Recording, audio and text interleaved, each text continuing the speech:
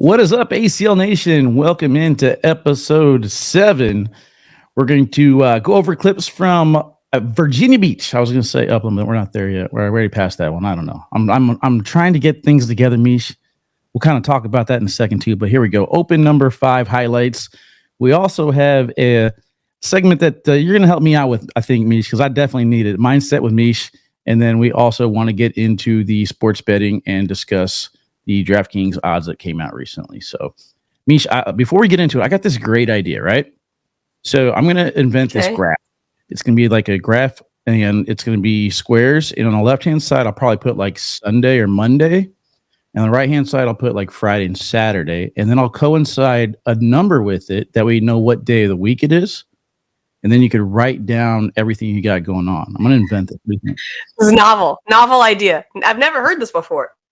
Yeah, I think that's going to help me out with my organization. So kind of off the air, we talked about it a little bit. I was like, all right, I'll be able to record. Actually, going back further than that, I was like, wait, I forgot today's Tuesday. I didn't know we were going to record. Yeah. So I'm driving out to Winterfest. I about hopped in my car at like 7 o'clock in the morning and just took off. And then something hit me. I was like, whoa, you got to record today. So, yeah. What day is it? Yeah, a little discombobulated. We don't have any interviews today, so I think that might be another thing that's kind of throwing me off. But I talked to you before the air. I said I'm going to go to the post office. I'm going to mail this stuff out for the prizes for the marble races that we did. Went to the post office, drove right back because I forgot my wallet at home. So, oh, my goodness. Wally, off to a strong start. With you. I mean, it's a struggle bus all the way. Yeah. I just want to point out that even though we didn't schedule an interview today, I did schedule our recording on the calendar, invited you to it, and put what we're going to talk about in the notes. That's what I'll call my invention. Calendar. I like it. I like it. Yeah. What a novel idea. A calendar. Well, yeah. Wally, the calendar exists. It's time that you use it. What if I make a book and put a bunch of these little calendar pages in it with like times throughout the day, and I can plan my day better, I was going to say, you might need a paper planner. I don't know. I don't. That's a good idea. I'll call it planner. You also have this thing called a phone that has it in it. It's amazing. It goes with you everywhere. And the sad thing is I use all this stuff. You can use alerts in said calendar that will remind you to do things. Yeah. The sad thing is I use all this stuff, and that's kind of how I remember it, but I think it goes a little bit deeper than this. And this is something that you have been trying to help me out with, and I'm failing miserably. And I apologize, Meesh, because it's not on you, it's on me. But it's organization and mindset and just kind of getting my sleep patterns and eating better. I mean, these are things that I need to start slowing down and making a priority rather than what I got going on right now, because it's just chaos. But you kind of set me up, because the segment we're going to do towards the end of the show is on consistency. And I'm not just talking about consistency in cornhole, like when you're throwing, but consistency in habits. So this should come into play. So we're going to talk about it. And I know you're not the only one. Like, this is probably the most common question I get. Either how can I be more consistent at cornhole? Or they say consistency is my problem in cornhole. And then on the weight loss side of things, people say I'm not good at being consistent with my healthy habits to get results. So definitely the word consistent is the one I hear the most in terms of being kind of a challenge. Yeah, I sacrificed my life for that intro alone, just to make sure that you could drive home how important you're about to talk about. I get it. Yeah, and I appreciate the sacrifice, because it wouldn't have had the impact had you not had that part of your day happen that way. So thank you, Wally, for taking one for the team, everybody. Thank you, Wally. You're welcome. I'm here. Way to go. Way to go. All right. Well, we're going to take a quick break, and we're going to come back and talk about some things we have to brag about. And we'll be back right after this.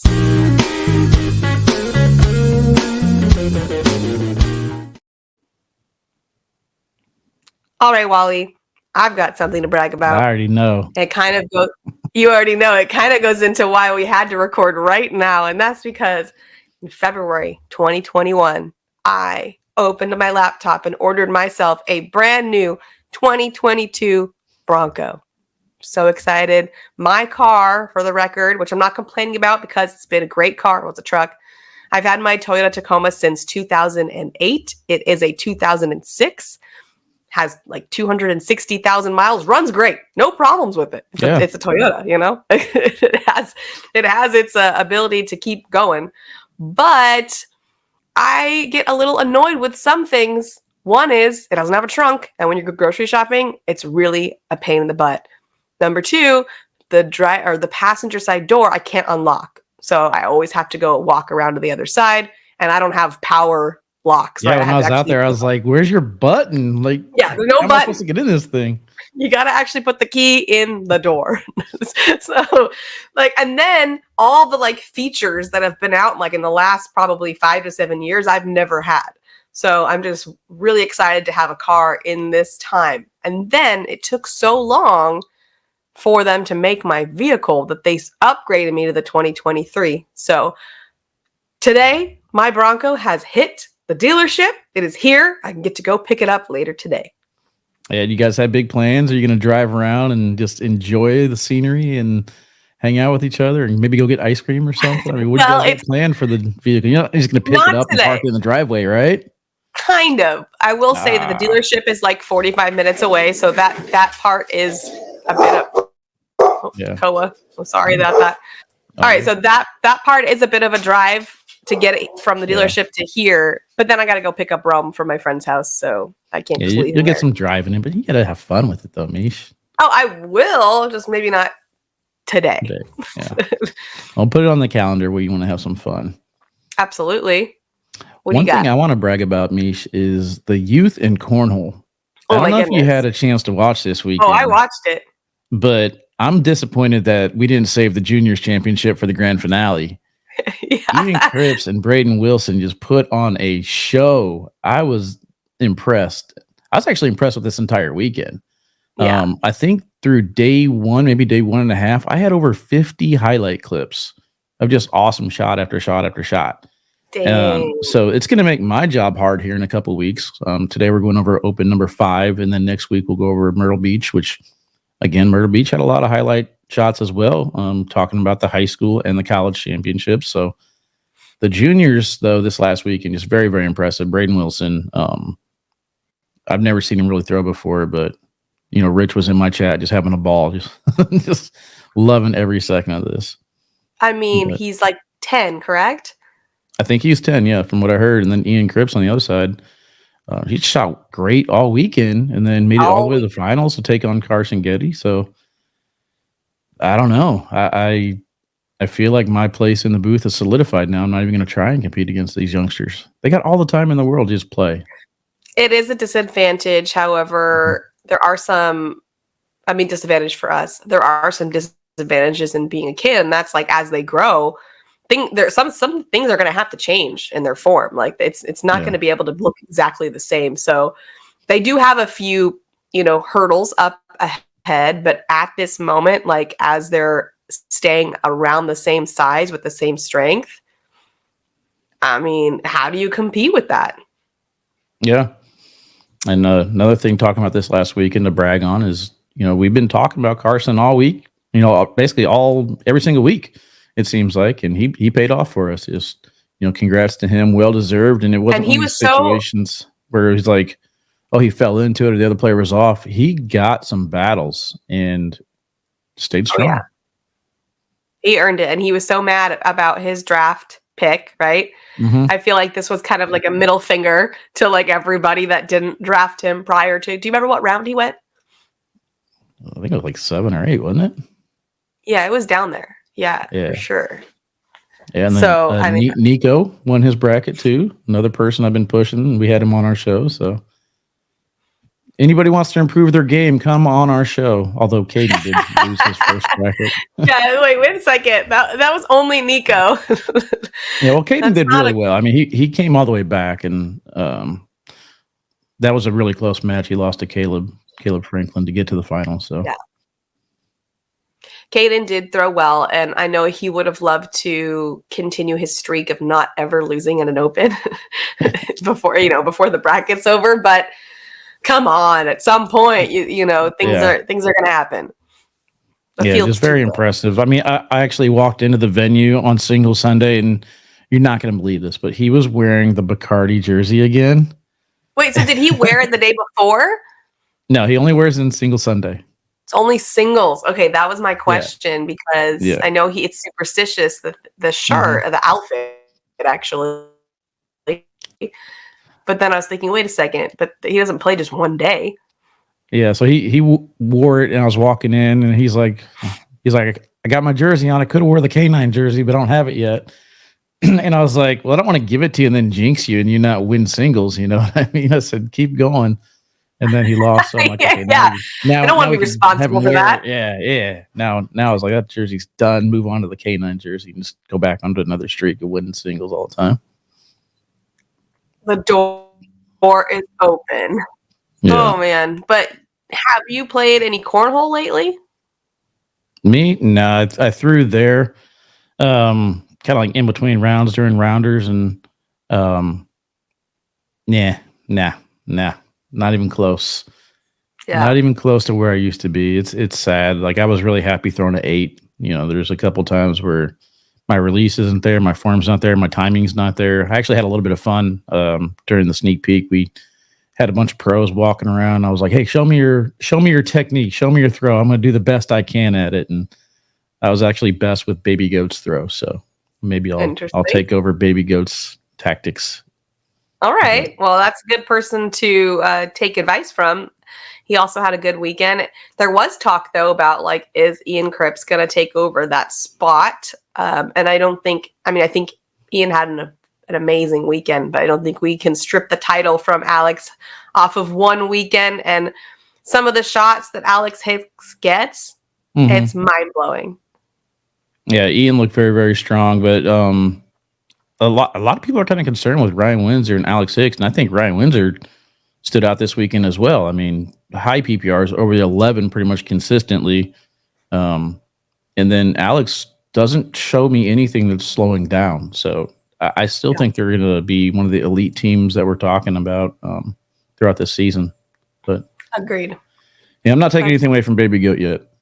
No, and they're still on my top 10 list in terms of doubles teams. So I imagine they're going to perform just fine. So no concerns there.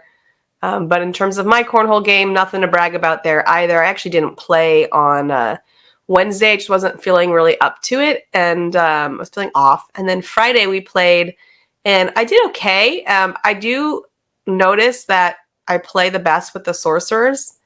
I didn't really notice that I played the best with the sorcerers during gameplay, but when I went back and looked at my PPR when I threw those bags, it was higher, significantly higher than the other bags I threw on the night. So I've only thrown them a handful of times. What was the style of those games, though? Was it open board with the sorcerers more, or did you just happen to kind of work out where you felt like you threw better? Yeah, it's an open switch, so there's not a lot of strategy that you're going to get from most of the players.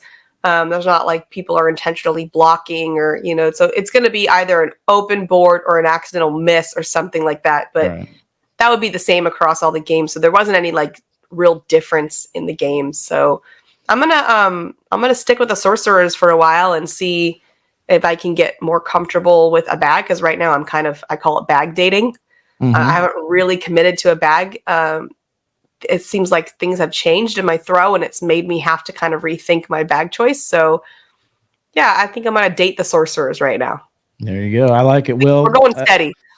I guess since you brought it back around to me, Meesh, we are doing the BGK9 collab. So there you go. Check out BG and pick up some of the other bags. I do have some sorcerers available. So we'll see how I want to get rid of those, but we got 9 sets left. Interesting. All right, well, we're going to take a quick break, and then we'll be back to talk about some of our bets. Finally, we've got some lines to talk about, so we'll be back in just a second.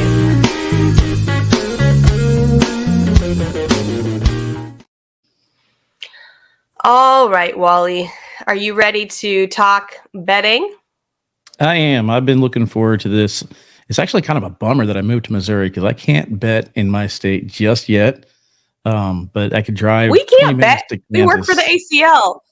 That's what I'm saying. I'm talking like sports betting. No. And the reason I was talking about that is in general. Because the Kansas City Chiefs are in the Super Bowl. So I can't just got it. place a bet on my phone. I have to drive 20 minutes down the road and, bet on the Chiefs to win the Super Bowl or lose. Haven't made my pick just yet. Okay. No, Well, we'll talk about that. But I know first, before we get into the lines, we wanted to talk about sort of sports betting in general. So I know you have kind of a caution before we get started. 100%. The biggest thing about sports betting or any betting in general is you got to make sure that you know why you're betting. You're betting for entertainment purposes only. You're not betting to come out and pay your mortgage on your house or, make your vehicle payment. You're betting for fun and make sure that it stays that way. I remember I got carried away way back in the day. I used to bet $100 on every single game for football. So if you do the math, there's 16 games. It's $1,600 on just Sunday that I was betting on sports. And my income at that time was probably like $2,000 every 2 weeks. So there's a little bit of a gap there. You know what I mean? I was betting more than I was making at that point. I got extremely lucky to break even. I lost, I think it was 12 out of the 16 bets on Sunday. This was on my birthday, Meesh. I went to the Rams game. The Rams were playing against the Cardinals, and I missed the over-under by a half a point. I missed the sports line by a half a point. And I had like $500 in my pocket. Went to the casino. I had pocket kings playing Hold'em. There's like a $900 pot. It was getting crazy. There's 4 of us left. I went all in with my pocket kings, caught a third king. It was a king of diamonds. The guy flips over pocket aces. So I beat him. And then the guy who beat me to the right had 2-4 of diamonds and ended up catching a flush. 2-4? 2-4 of diamonds. Who keeps going on a 2-4? This guy, because he had a bigger bankroll than I did, and he wasn't afraid of me at all. Like, I just want to. He's a shark. I want to see the flop. I want to see the river. I just want to pay for it.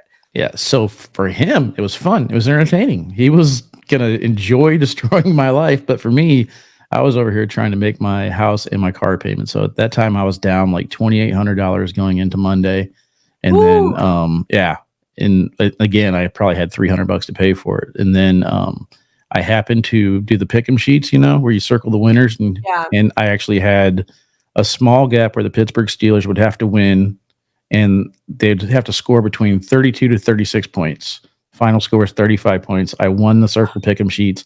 I walked away that weekend plus $50. Oh my goodness. Yeah. You barely came out like by the skin of your teeth. Yeah. So I needed to call the 888 bets off, or 1-800 bets off, depending on where you're at. But just again, caution, make sure that you keep betting for entertainment purposes only. Love it. I think that's an important lesson. Yeah. All right. So the first thing you want to talk about is lines. You're going to talk about it generally first. Yeah. So I pulled these images from DraftKings, and you kind of see here these are the main ones that you're looking at. You're looking at spread, total, or money line. So for this one, for the Super Bowl, the Kansas City Chiefs are taking on the Eagles. The point spread right now is plus 1.5. So we're going to get to the point in Cornhole where we start betting head to head. You know what I mean? It's going that way. Once we get official scorekeepers and we get a little bit further into it, you'll be able to bet on head to head matches. So let's say Wally takes on Meesh.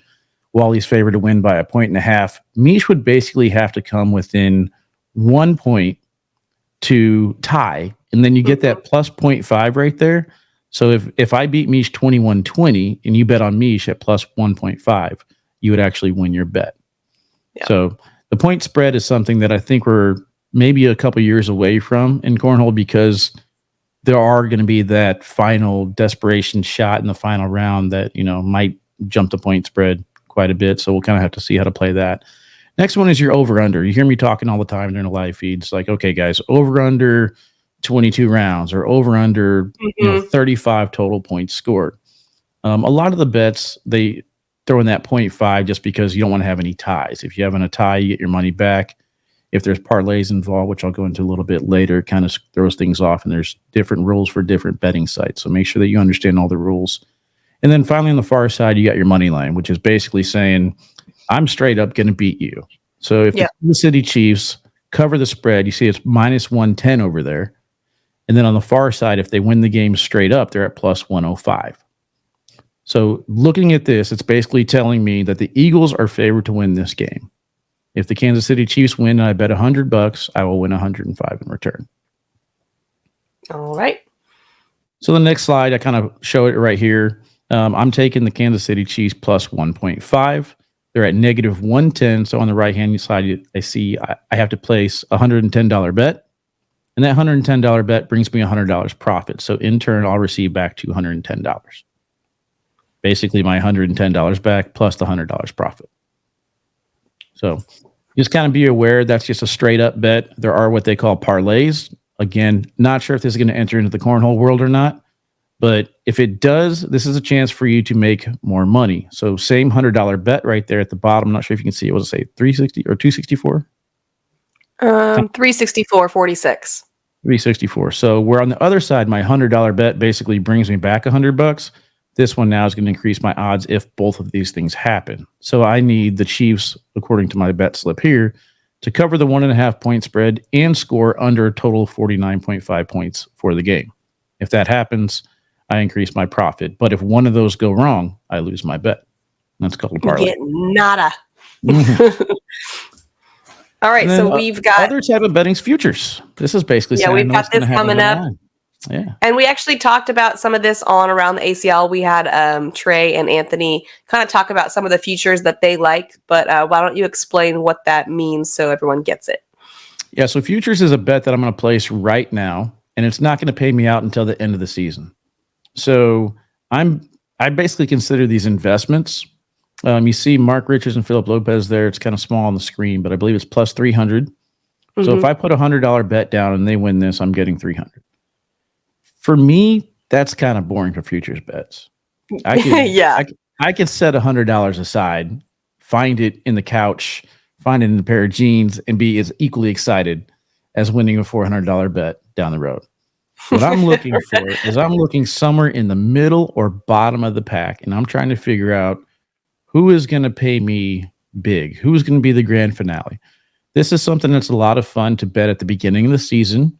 For example, for the Super Bowl, if you pick a Super Bowl winner, you'll get great odds. So let's take a look at who's near the bottom here. We got Justin Stranger and Jeff Reynolds at plus 6,000 and Mike Ferrer and Cody Johnson at plus 6,000. So I'm asking myself, are these teams going to put together a strong season to where they'll be in contention for doubles team of the year? I'm not really feeling too confident in that. So what I'm going to do now is I'm going to try and hedge my bet. I'm looking around. Okay, Mark Richards and Philip Lopez are plus 300. So let's say that I believe they're going to be team of the year, Meesh. I'm putting $100 on that, plus 300. That gives me 3 chances to find this home run. Okay. Mm-hmm. So now I'm going to basically take that 100, set it aside. I have 2 more picks at who I think is going to have potential to be team of the year. And a big shot, I think, we kind of saw it this last weekend, is Peter and Moses Asueda. They're at plus, 5,000 or 5,500? They are 5,500.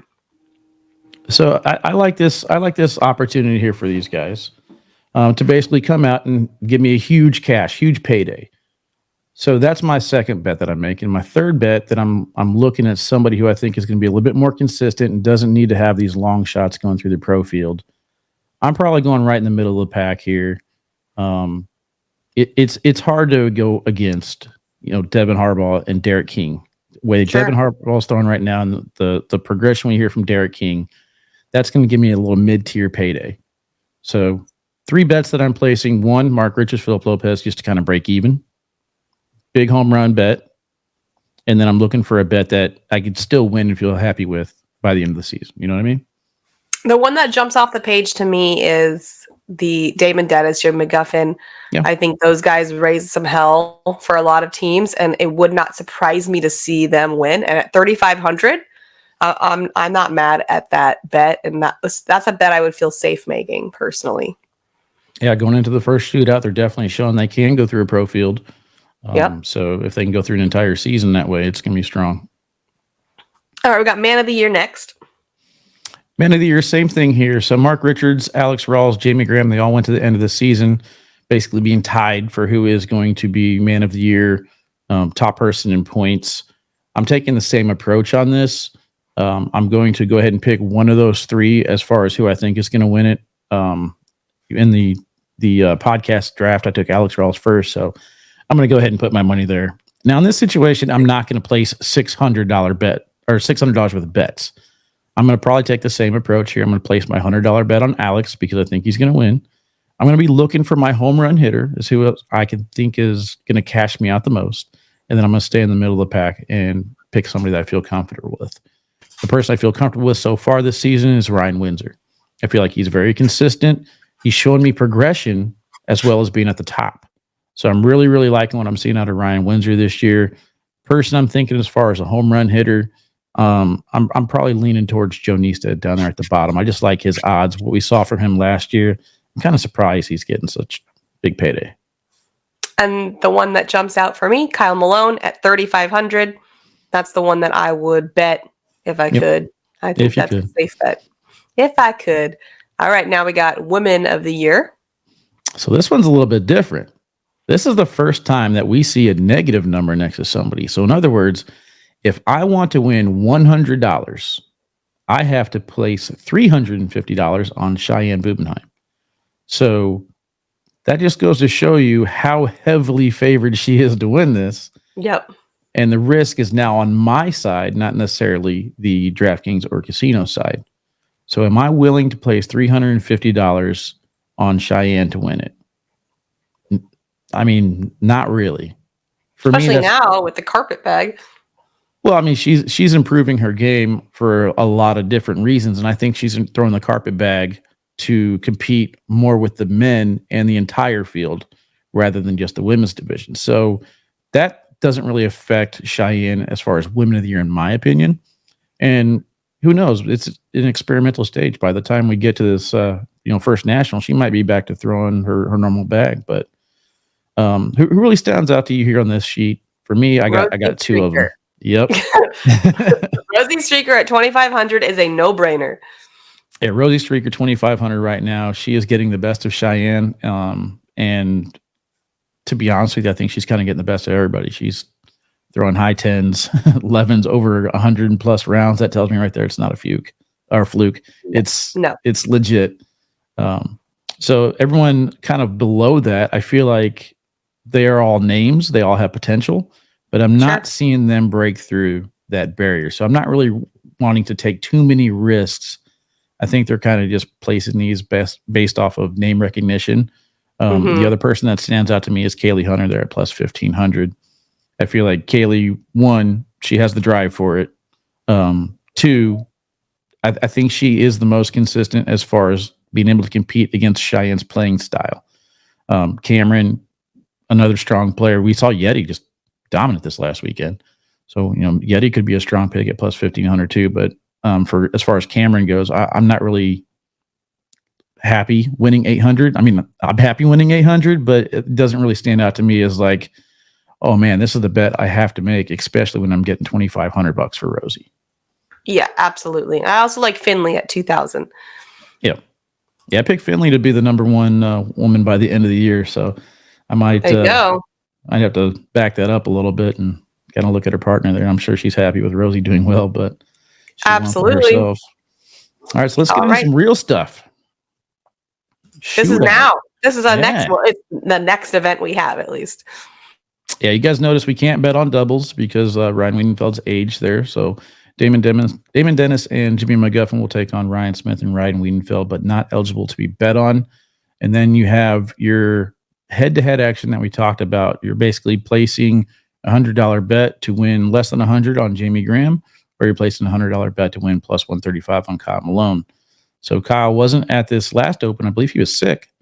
Does that change anything going into this shootout here in a couple weeks for you? No, I mean, if he was sick, that's good that he's sick now because that means he'll be fine by then. I think that's actually okay.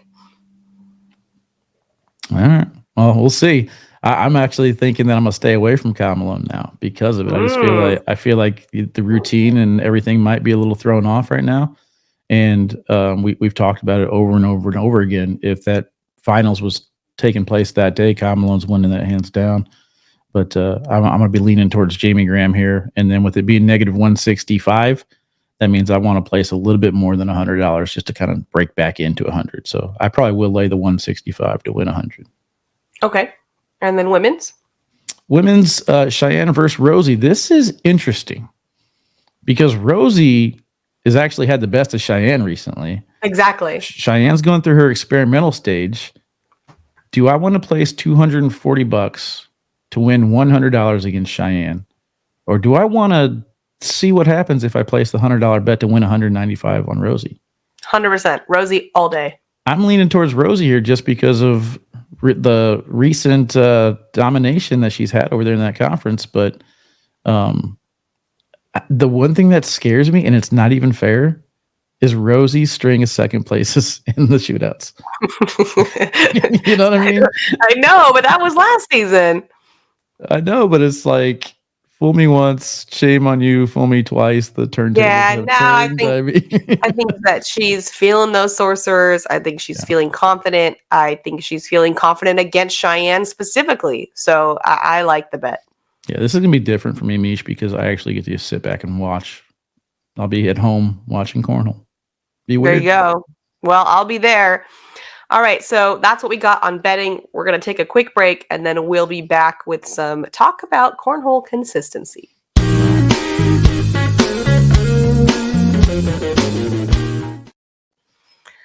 All right, Wally. So when we get you. No, I mean, here's the thing with consistency. When you have a bad day playing Cornhole, is that not the first thing that you think of? Oh, I just gotta be more consistent. Yeah.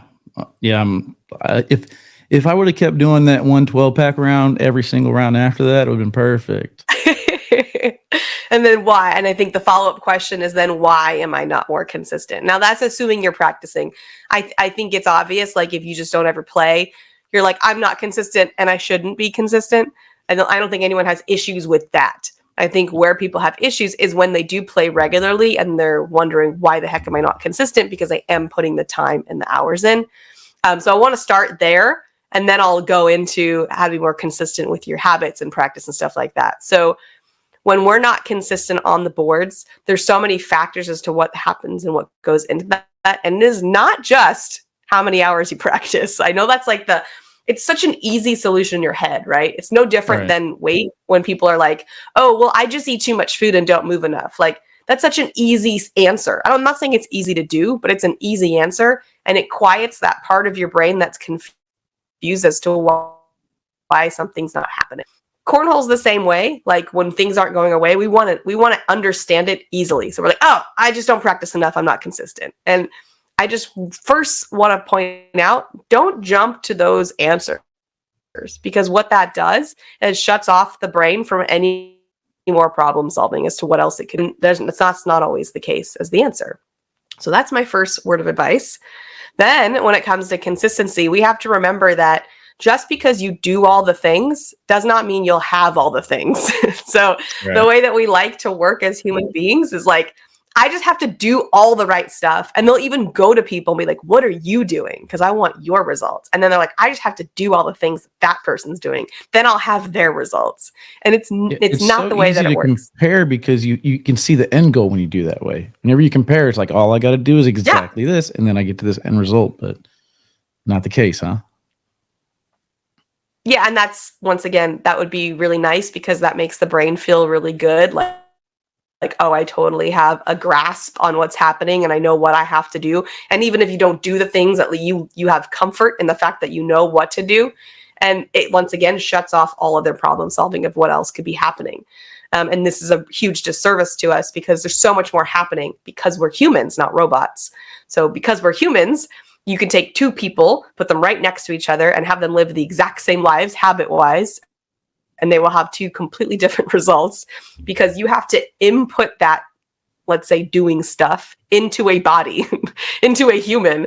And then that human has all this other stuff happening under the surface that interacts with all the stuff that creates an output that you may or may not like. So there's really no way to say, oh, all you have to do is this, and then you'll have this. And there's also really no way to study the person that has what you want and figure out why they have what they want to a degree, because you could copy their habits, but you can't understand how they're feeling on the inside and then how to duplicate that feeling. So let me kind of put you on the spot here, Meesh. Where's the beginning? How do I find the beginning of what I need to do? Like, what's my first step? the first step, once again, is to stop assuming you know. Because I think that's where everyone, like, whenever I talk to people, especially about weight, they're like, I already know what to do. I just don't do it. I'm like, oh, well. It hasn't worked for you yet. It's not going to work for you down the road. Gotcha. But their response is, I'm not consistent with it. So this is why I'm kind of beating this drum. But like, I understand you're not consistent with it. And so it leads you to believe that that is the right thing. You're just not doing the things. But I'm asking you to take a step back and say, what if I didn't know? What if I didn't know? Okay? Because now you have a different question. Now your question is not, why don't I do all the things? It's, what are the things I need to be doing? Because I've assumed it's this. Now I'm opening it up to, it could be something else. And that's a really important first step. What else could be going on around here? The other thing I really want to point out is that once you kind of dive into that, be aware of energy. Because if you're practicing, whether it's doing all the exercise and the dieting and the calorie counting, or doing all the practicing for cornhole, if you're doing all those things and you're practicing just to get the result, then you're in the wrong energy, and it is not going to work long term. You have to work backwards. You have to say, what makes me feel the best? What makes me feel the most confident? What makes me feel the most grounded, connected, happy, present, whatever, insert peaceful, whatever you want, okay? And then go, okay, and then what are the things I could do that could make me feel that way? And a lot of the times, those things are similar. Like, what makes you feel the most confident as a cornhole player, Wally? For me, it's only one shot. Like I'm out there looking for that golf shot. You know what I mean? Where I can walk away saying, I had that one moment, not necessarily results as far as wins. I just want to have one shot where I felt like everything went how I planned it. But what do you feel like? What makes you feel the most confident walking up to the boards? Like, what would you have had to do beforehand to prepare you to walk in and go, I got this? I think it's just energy for me. I don't know. It comes and goes because I'm so exhausted all the time. Yeah. So I feel like whenever I go to a certain board, I just have a certain confidence and a certain vibe going to it. But it's definitely not the same every single time, every single match. That's because you can't identify what it is that makes that feeling, right? Right. Because a lot of people would say, well, I feel the most confident when I've gotten practice in every day. Then I feel confident walking into a tournament. So the difference in that is that you're practicing to feel confident, not to get the result. Does that make sense? Okay. I think so. So for you, if you're like, I don't really know, well, sleep might be one of yours, but because if you feel exhausted, that's obviously one of the things. It sounds interesting. But if I was to ask myself, like, what makes me feel the best, just in general as a human, there's going to be certain habits that I need to do to make me feel the best. One of those is some kind of movement. I feel my best when I get some kind of movement. When I'm too sedentary, I don't feel good. So the movement is not to lose weight. It's not even to be healthy. It's to feel my best. Like, I feel better when I check these boxes. So you have to kind of restructure the reasons you're doing something, and there's an energy behind that that's really powerful because it's supporting the human versus obsessed with the outcome. Yeah, so basically try and figure out a way to take the mind out of it. Yeah. It's body. It's always body. Yep. It's always good. I mean, I did a whole video on how to get out of your head. And the answer is to get in the body. So it's the solution for everything, because if you don't know how you feel when you're on, off, whatever, then how do we even problem solve how to create that feeling consistently? Yeah, I was actually watching some of my throws, and like you'll kind of see here in a little bit when we go to the next segment, but I'm watching my throws and my releases, and like it's never consistent. It's never the same. And then I watch some of these other pros, and they're throwing, they're out there, and in between they're just laughing and talking, but their throws look exactly the same. Mm-hmm. So it's not like they're sitting there thinking I need to put my thumb here and my release here or anything like that. They are just kind of letting the body take over. That's reps, right? So that would mean like your practice sessions wouldn't be to play better cornhole to win. It would be to get enough reps that I don't have to think about my throw, right? But once again, the reason why you're doing it is so vastly important. So when it comes to like being consistent with healthy habits, the why is the most important part. And if you're doing it to get a result or an outcome, it's dysfunctional. You have to switch it. Betting. It's kind of like the sports bet we're talking about. Yes, exactly. Yeah. So you have to bring it back to you, understand how you feel. And a big part of understanding how you feel and getting in the body is you'll notice, oh, I'm feeling nervous and I just gripped the bag a little bit tighter. But that subtlety won't happen until you start practicing being more in the body, because then you notice, oh my goodness, I just noticed my whole body tense up. Obviously, it's going to impact the way I throw. So all of that is going to be crucial to help you become more consistent. All right, Wally, we've got highlights coming up next, right after this.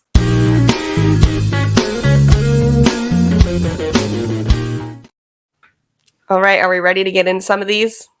I think so. Let's start. This is going to be kind of fun, Meesh. We're going to mix it up a little bit. Okay. Things All right. with your boy. Okay, so yeah, this first one is Wally. This is me. Look how good I look right there, Meesh. Got everything setting up so right here. The K9. Yeah, throwing against the college boy right there, Chris Fagan. Perfect bar of soap opportunity coming up. Everything's set up for me to collect. Are you confident? Oh yeah, no, that was real close, Wally. Off the back. So this is going to be the death of two things: the death of Meeshed it. We're not saying that no more because you said you fixed that. Yep, I don't go back very much. And I'm not throwing on broadcast anymore. We're done with that. Because that is now committed to memory for everybody. But look, I got a smile on my face. Yeah, you look happy. I mean, I definitely got that going. All right, we got number 5. Number 5 here. This is kind of what we're talking about. We got Cheyenne versus Kaylee. Who you putting your money on for the futures? Kaylee's, she's got a smart game plan when she goes into these matches. And this shot right here, I'm just not convinced that it's not luck. I feel like a lot of pros are starting to hit that short airmail drag. Yeah. Where they're throwing the bag a little bit shorter and they're clipping that front bag, which is changing things up a little bit. We're going back to the blocker being the important bag now, So you don't think she hit that just perfectly on purpose? No, that's what I'm saying is I think she went after it and she hit it on purpose. I think she adjusted her throw because we talked to Caden about it. And Caden was like, I'm just going for a normal airmail. Yeah, he did say that. That's a good point. I wonder if that is the case, or because I know for me, if my bag's in front, I'm going for a regular airmail, but I'm in my mind okay with a short airmail, right? Because obviously I'm protected. I think I'm mentally taking a little bit off. Yeah, for sure. So I just kind of want to get that shot in there to kind of bring up that debate. Yeah, that is a good point. Yeah, and then oh my God, Jimmy McGuffin's airmails. Jimmy McGuff. I mean, I could not get one. I could not just get one in there. I also wanted to get Gerald on the other side. Gerald shot phenomenal all day, going very deep in the seniors division. But then you can't stop Jimmy's airmails.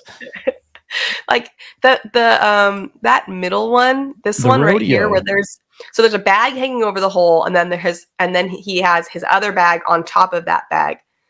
That is such a setup to go very wrong. Mm-hmm. Like that is not necessarily just because you hit that bag, they're all going to fall in. Like this is such a beautiful execution of this. You can see he stepped himself out a little bit and angled it just to the ability to go and just ride all those bags in, but the speed too. You can't throw this airmail any harder. You just loft it.